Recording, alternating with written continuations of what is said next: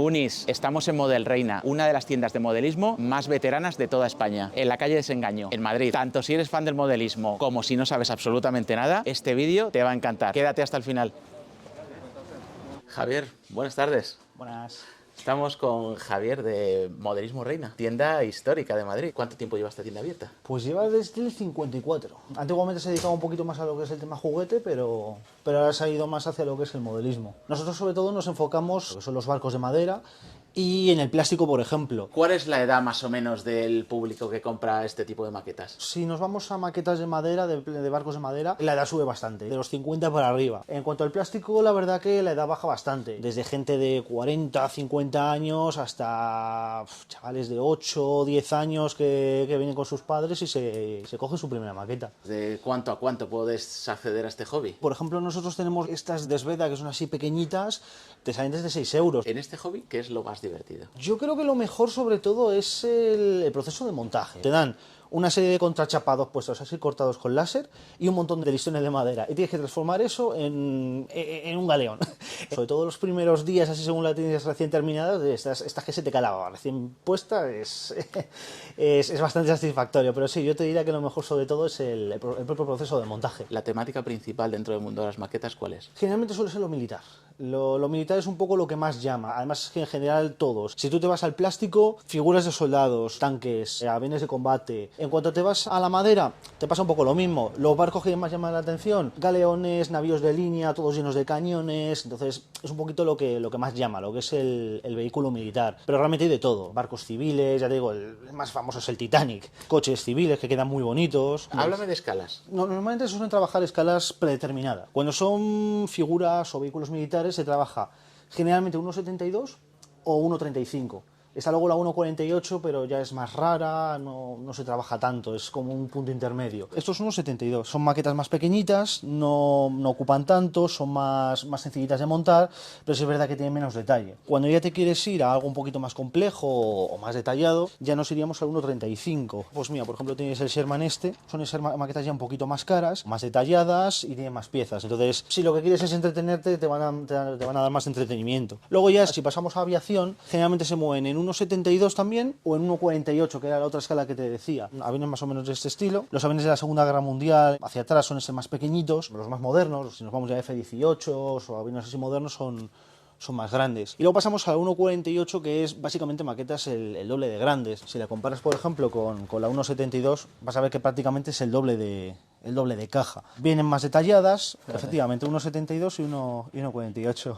¿Qué precio puede tener según la escala? Pues depende un poquitito. Las de 1,72 te suelen salir por el entorno de eso, unos 12, 14, 16 euros, dependiendo si son aviones ya más grandes, un poquito más. Y las 1,48, pues 40, 30 y pico euros, más o menos aproximadamente. Si nos vamos a los aviones más grandes, los aviones comerciales o muchas veces aviones militares, pero que son de gran tamaño, tienes la escala 1,144. Estas se mueven en torno también a los 40, 50 euros más o menos. Esos de arriba, por ejemplo, son de 1,72, son aviones militares, y ya te digo, son bastante grandes. El de allí, por ejemplo, es escala 1,32, son un poco el siguiente punto, son esas ya bastante más caras y tienen bastante más detalle y están mejor acabadas. En barcos, tres escalas principales: la 1,700, que es la más pequeñito, la 1,350, que es un tamaño intermedio, y la 1,200, que me parece que ahora mismo nada más que tengo uno por allí. Estos son de escala 1,700. Son, ya te digo, en este caso son barcos grandes. De hecho, aquí por ejemplo tenemos el Yamato, que era un barco enorme, 260 y pico metros de eslora. Son tamaños bastante manejables. Yo la verdad que tengo, los que estoy cogiendo son toda una colección así de unos 700. El Titanic que tengo ahí arriba es 1,400. Y ya te digo, suelen ser maquetas ya más grandes, con más detalle. A veces llevan fotograbado de latón para detalles más finos. Y luego ya las de 1,200, que me parece que ahora mismo no tengo ninguna. Las tenemos ocasionalmente porque son muy caras. Generalmente las solemos traer en épocas de mayor venta, como Navidades y tal, o por encargo. ¿Qué marcas son las que triunfan en el mundo del modelismo? Sobre todo Tamiya. Clásico, ¿eh? Tamiya efectivamente, es una marca bastante antigua, que es básicamente la que ha sentado las bases del modelismo en cuanto a plástico. Japonesa, ¿no? Efectivamente. En general las marcas japonesas son las mejores. Aoshima, Tamiya, Hasegawa son marcas que suelen tener acabados más finos, suelen estar mejor terminadas. Pues mira, justo estas por ejemplo son de Tamiya. Tamiya, que el logo es es inconfundible, ¿no? Justo. El mítico logo de Tamiya con las 2 estrellas, ¿eh? Justo. Mira, esta por ejemplo es Fujimi. Son marcas que lo que te digo, tienen unos acabados muy buenos. Esta es Esta también- Hasegawa.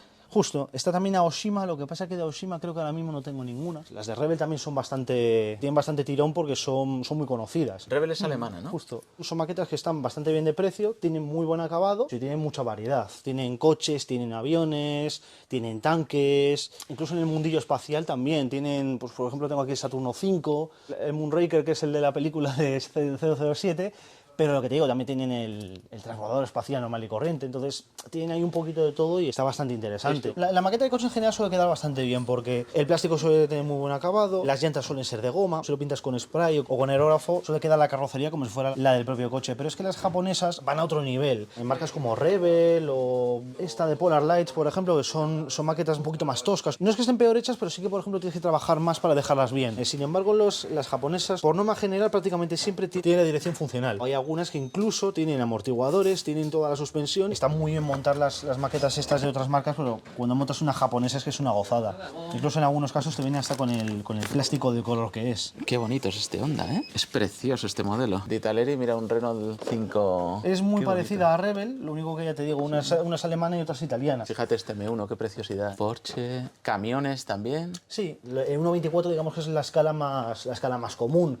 Pero luego tienes, lo que te digo, tienes monstruos como estos de escala 1.12 que son enormes, tienen fotograbados, tienen una cantidad de detalle impresionante. También está Bandai y franquicias, ya no solo tema militar genérico, Sí. sino ya mundo franquicia, Gundam y... Correcto. Por aquí tienes algunas cositas, ¿no? Sí, recientemente, ahora unos meses empezamos a traer Gundam porque nos pedían mucho y enséñame alguna. estas son interesantes porque te introducen un poquito en el mundillo de la maqueta de plástico, pero lo bueno que tiene es que todas las piezas son del color ya final que tienen, o sea, no requieren ni pintura, ni requieren barnices, están pensadas con rótulas y piezas encajables pues para que lo tengas que simplemente que ensamblar Sin y no requieran pegamento. ningún tipo de pegamento, correcto. Que ni siquiera llevan calcas, sino que llevan pegatinas. Son pegatinas de mejor calidad para que queden mejor ensambladas y que queden más fusionadas con la maqueta. Lo bueno que tienen luego estas terminadas es que tienen múltiples posiciones, la puedes colocar un poquito como quieras. Venden luego también peanas y soportes para mantenerlas en una cierta posición. Aparte que lo que te digo, que nos salimos un poquito de lo que es el típico modelismo de, por lo que digo, trenes, coches, barcos, pues nos vamos un poquito más a lo que es el mundillo japonés. Y el público será diferente también, ¿no? Sí, aquí por ejemplo son más jóvenes. Gundam aquí tenemos desde 68,95, casi 90, 82, 69... Sí, incluso tengo por ahí por caja de 22. unos grandes de Transformers que sale por unos 200 y pico euros más o menos. También, mira, de Transformers. Bueno, películas lo que son live action, o luego tienes los que son un poquito más a lo cómic, más la serie de animación que efectivamente, tenemos en los 80. justo, más caricaturescos, entonces hay un poquito de todo. Pues mira, esta en concreto, por ejemplo, son 44,95, 13,95. Rebel, por ejemplo, se mete en el tema de Star Wars. También El Esclavo 1, que yo soy muy fan. el modelismo aéreo. Están los de escala 1.500, que son los pequeñitos, y luego tienes los 1.200, que suben ya bastante de tamaño. Si te vas, por ejemplo, al 380, pues es un monstruo. Esos realmente no se montan, son directamente para sacarlos de la caja y ponerlos en la estantería. Son un poco más para coleccionismo, por así decirlo. Son un poco el típico avión que te encontrarías en una agencia de viajes. Son aviones más sencillitos, en lugar de estar hechos en metal son en plástico, son bastante más baratitos y simplemente es por lo dicho, El montaje es ensamblar mínimo, en ¿no? las alas y en la peana y lo colocas y listo. Y luego tenéis todas las herramientas para hacer el trabajo fino, ¿no? Tan importante como la maqueta es la herramienta. Cuando compras la primera maqueta, muchas veces se abruma por el tema de me gasto 40 euros en la maqueta, pero es que luego a lo mejor necesitas otros 40 euros en herramientas, pinturas, pegamentos, etcétera. La primera versión se hace más grande porque tienes que comprarlo todo, pero luego, por lo dicho, las herramientas y todo lo puedes volver a utilizar. Si quisiera hacer mi primera maqueta, ¿qué es imprescindible de todo lo que hay aquí? Depende un poquitito de si quieres madera o quieres plástico. Hay herramientas que sí que son comunes, como por ejemplo los cúteres. Para o las- plástico, o las por cintas. ejemplo. Pues para plástico, mira, por ejemplo, hay aquí un set de iniciación en el que te viene un pequeño tapete de corte.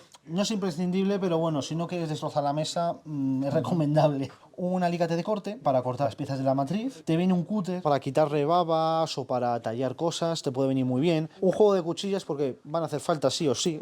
Las cuchillas son muy afiladas, funcionan muy bien, pero son delicadas como las trates sin cuidado. Y en ese caso te viene pues una lima, por ejemplo. Generalmente suele ser un poco lo que más se suele usar para plástico. Con esto empezamos por 17,50. Correcto. ¿Para pintar? Los aerógrafos. Cuando vas a pintar una maqueta tienes básicamente tres opciones. Pintarlo a pincel, que sería lo más sencillo, lo más inmediato. Coges la pintura, mojas el pincel y lo pintas. Luego tienes el aerosol en general. El aerosol se divide en spray o aerógrafo. El spray es muy accesible, no puedes controlar ni la cantidad de pintura ni la cantidad de aire. Tienes menos control. Te limitas a la pintura que te da el fabricante. ¿Quieres mezclarlo? No puedes. Sin embargo, la aerografía es un poquito, digamos, a lo más completo. Aquí podrías coger las pinturas de pincel, mezclarlas, coger el color que tú quieras, las echas a la cazoleta, lo enchufas al compresor y pintas lo que quieres. Tienes más control porque puedes controlar la cantidad de aire, la cantidad de pintura. Problemática que tiene, la inversión inicial es más cara porque requieres comprarte un compresor. Lo que es el compresor solo está costando 138,95. Con el aerógrafo que te sale por 170. Es una inversión importante, pero claro, luego a la larga pues no tienes que andar comprando botes de 9,25, 9,25, 9,25 y luego para no utilizar muchos de ellos, que muchas veces los dejas y hasta que quieres volver a utilizarlo no... Luego el aerógrafo, 20 euros, 35. En el caso, por ejemplo, del de 20, es uno de acción simple. Es decir, ese está soltando todo el rato aire. Y tú cuando aprietas el gatillo, suelta pintura. Es mucho más sencillito, pero mucho más limitado que otros. Es un poquito, pues para un primer contacto está bien. Generalmente el que se suele utilizar ya es el de doble acción, que ya te digo, por un poquito más te merece la pena. Con el gatillo, si aprietas arriba abajo tienes una función, si aprietas adelante y atrás tienes otra. Controlarías lo que es la cantidad de aire y la cantidad de pintura. Hay aerógrafos que son ya más caros, hay de 100 y pico, 200 euros y ya te hacen unos acabados finísimos que...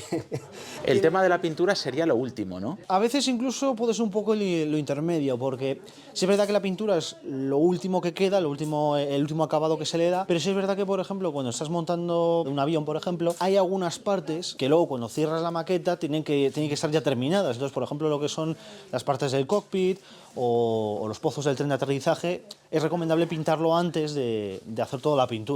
Luego se monta todo, se mascaran las partes que ya están pintadas y se da ya el acabado final. ¿Y qué necesitaría de pintura a nivel básico para pintar mi primera maqueta? Tienes dos opciones. Como ya comentaba antes, la opción de pintarlo a pincel. En este caso, por ejemplo, de tamilla. Luego tengo por allí Vallejo.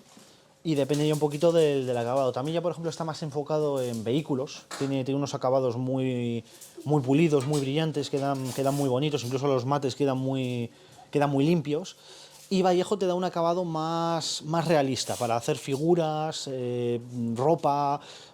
Por ejemplo, para los asientos y tal también viene muy bien el Vallejo. Esos, por ejemplo, están en 3 euritos. La verdad que cunde bastante. Lo ves solo de 10 mililitros y parece que no va a cundir mucho, pero muchas veces simplemente se hace un detallito. Muchas veces con el paso del tiempo se te van espesando poco a poco, le echas unas gotitas de diluyente y vuelven a la vida. Y ahí arriba tenemos yates, ya de unos precios ya considerables, ¿no? Claro, aquí ya pasaríamos un poquito a lo que es el modelismo naval. Es un poco lo contrario al plástico. Mientras que el plástico es un montaje fácil y luego lo que te da trabajo es la pintura, aquí es todo lo contrario. Aquí te dan un contrachapado con las formas cortadas por láser. Te dan los listones de madera, te dan los hilos y en ocasiones te dan la tela para hacer la vela o lo que te pueda hacer falta. Y en base a planos o instrucciones, dependiendo un poquito de la marca, tienes que montar un poco el barco. Entonces requiere aprender una técnica, requiere tiempo. Hay algunos más sencillitos, tipo bote. Digamos que la curva de aprendizaje en los de madera es más amplia que en el plástico. Son de Amati, una marca italiana de muy buena calidad. Esos son motorizables, se les puede hacer radiocontrol. O sea, son más fáciles de hacer radiocontrol los de plástico que los de madera. Los de madera tienes que ponerle toda la impermeabilización, tienes que forrarlos por dentro y por fuera. Es un trabajo extra. Los otros simplemente, ya te digo, como es plástico y es impermeable,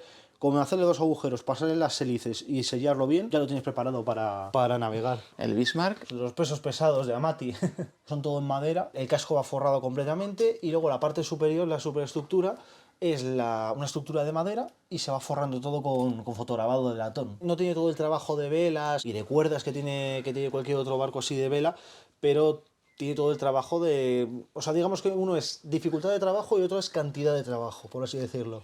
Normalmente sueles tardar más o menos lo mismo en hacer toda la arboladura que lo que tardas en hacer el casco. De aquel 1.000 euros, fíjate qué pasada, ¿eh?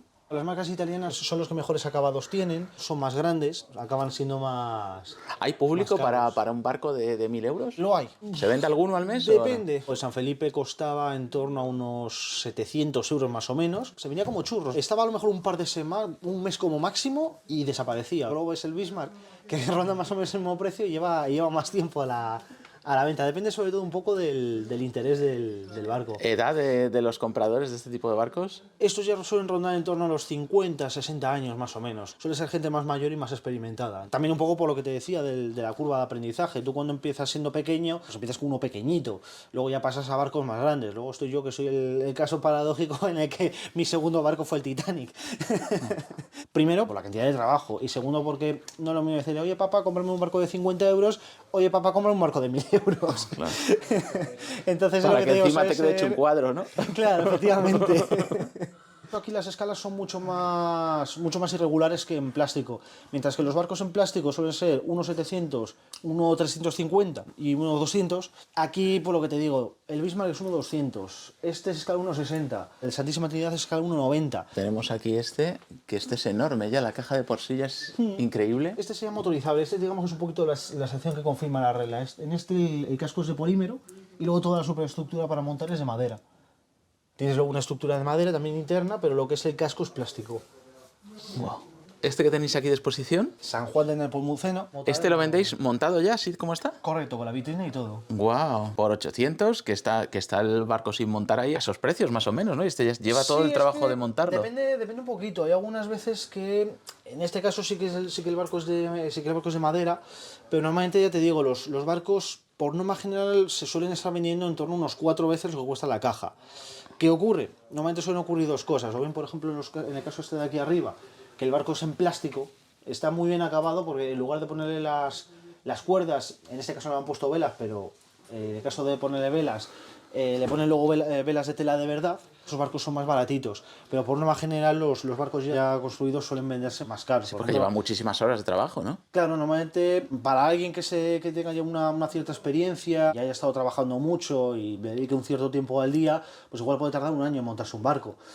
Hay de todo, hay gente que lo que te digo, que empieza a montarlo, se pone los fines de semana y se tira a lo mejor 3 años construyendo el barco, o como por ejemplo vi un vídeo de YouTube en el que te ponía el Santísima Trinidad 7 meses de trabajo.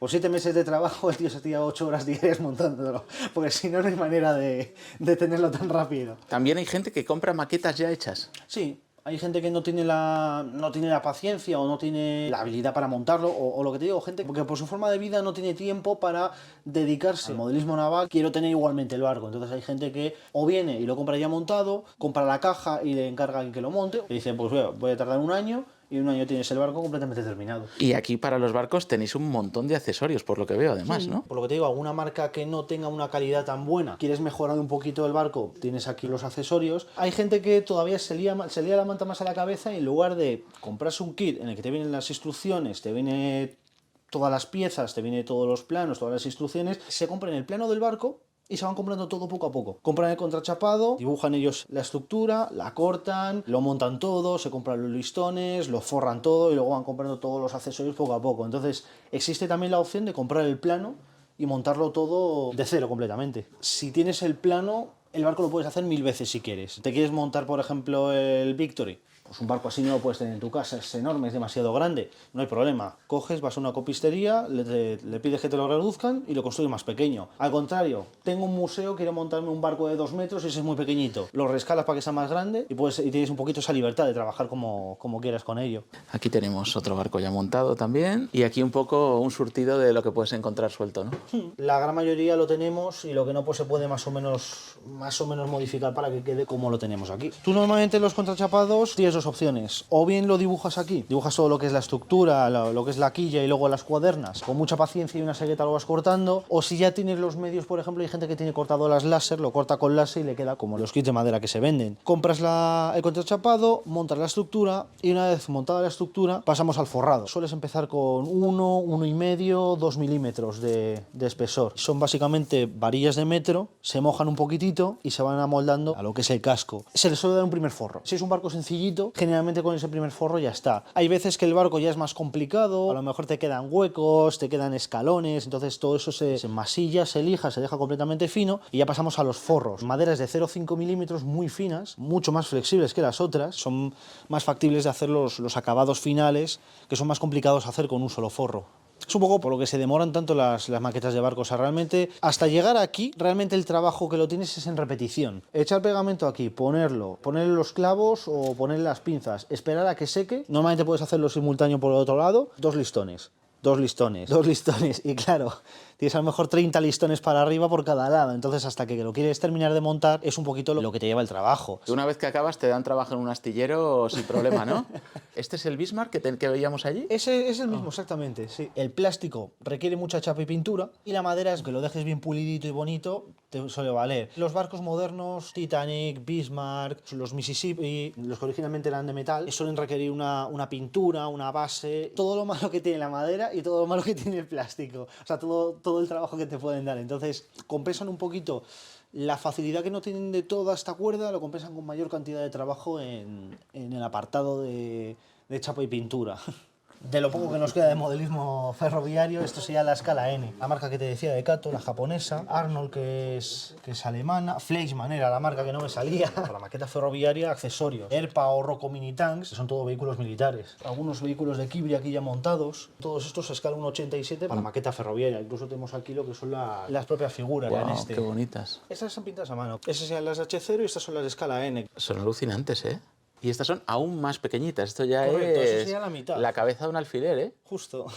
Estos serían vehículos también en escala 1,87. Pascual, huevos, Justo ahí huevos fresquísimos. la marca en este precisamente trae los que son así customizados a la española, por así decirlo. Entonces vas a encontrar pues eso, de Pascual, Pata Negra, tengo por allí también de Mau, tengo vehículos de la policía.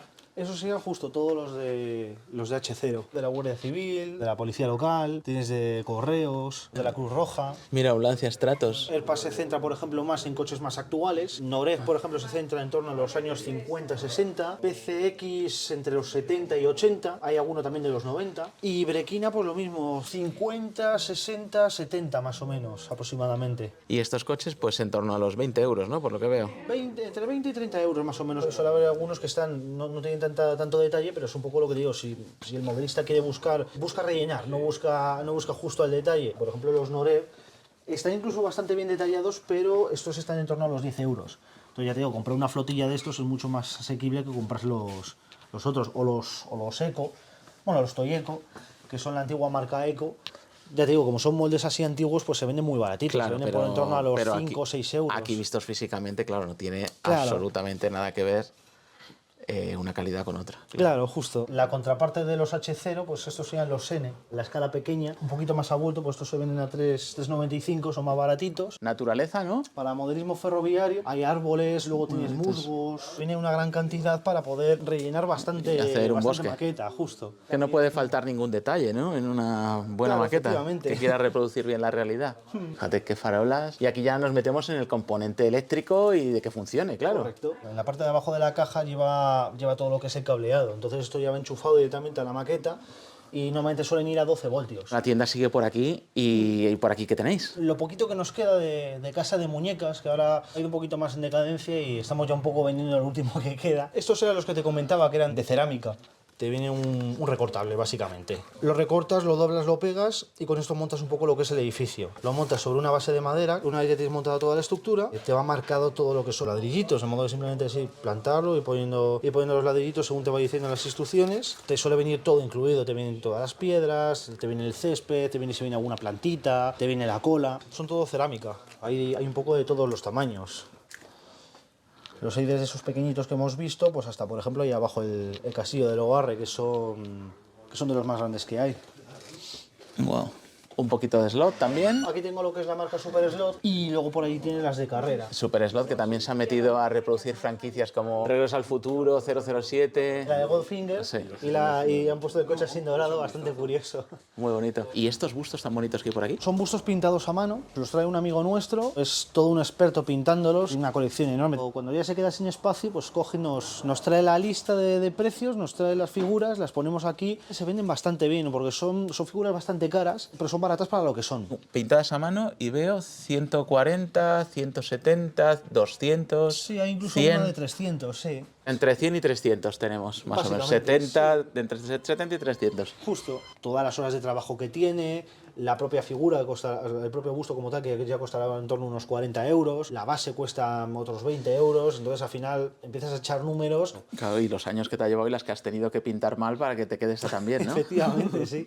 De hecho, las que ves más caras, las que ven de 200 para arriba, son básicamente las que han ganado concursos. Han sido presentadas a concursos y los han ganado. ¿Crees que sigue habiendo futuro para la tienda física y más para una tienda como vosotros que lleváis tantos años, ¿no? En el modelismo es algo que requiere un conocimiento, entonces muchas veces cuando tú empiezas, el tener ahí una tienda que te asesore, que te diga lo que tienes que hacer, que te diga qué es mejor comprar, qué es lo qué es lo que es peor, es algo que se agradece y la gente lo aprecia. Es verdad que muchas tiendas ya han caído precisamente el cambio generacional, que ha pasado muchas veces de que los padres han jubilado, el hijo no le ha interesado el negocio y han tenido que cerrar por eso. Porque aquí en cuanto a que a edad del público, ¿tú crees que hay relevo para el maquetismo?